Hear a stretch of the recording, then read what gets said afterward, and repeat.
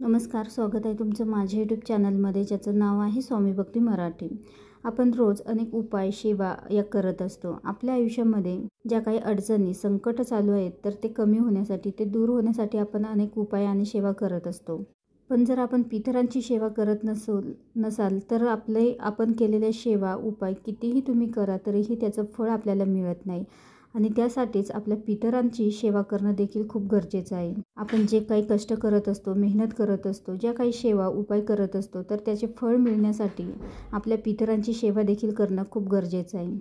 देवांच्या आधी देखील पितरांना मान द्यायचा असतो। पितरांची सेवा करणे म्हणजे केवळ धार्मिक विधी करणे नाही, तर आपल्याला पूर्वजांचा आदर करणे आणि त्यांच्याकडून प्रेरणा घेणे हे होय। आणि त्यामुळेच आपण सर्वांनी नित्य नियमाने पितरांची सेवा करावी, जेणेकरून त्यांचा कृपाशीर्वाद नाही आणि त्यांच्या आशीर्वादाने सुखी आणि समृद्ध जीवन आपण जगू शकतो।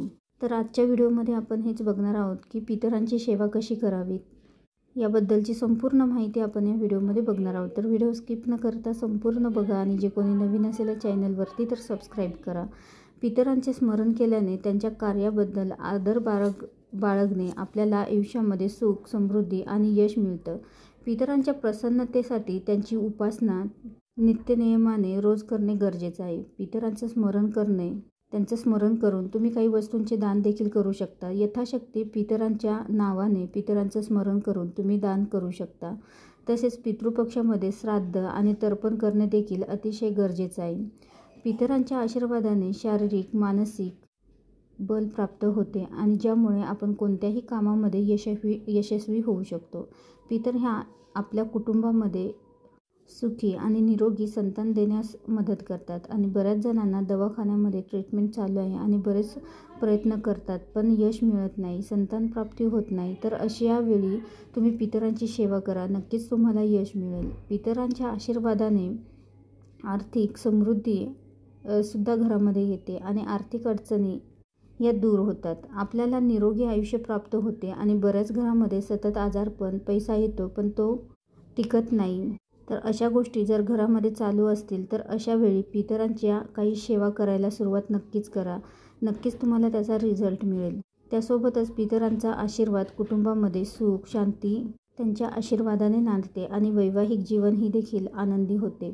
बऱ्याच वेळा नवरा बायको यांच्यामध्ये भांडण होतात, आई आणि मुलाचं भांडण होते, मुलाचं आणि वडिलांचं भांडण होते, एकमेकांचं पटत नाही आणि घरामध्ये सर्व काही आहे, पैसा वगैरे सर्व आहे, पण घरामध्ये शांतता नाही आणि तुमच्याकडून पितरांची सेवा होत नाही। तर अशा वेळी पितरांची सेवा करायला सुरुवात करा, ती नित्यनियमाने करा, अवश्य तुम्हाला त्याचा चांगला रिझल्ट बघायला मिळेल।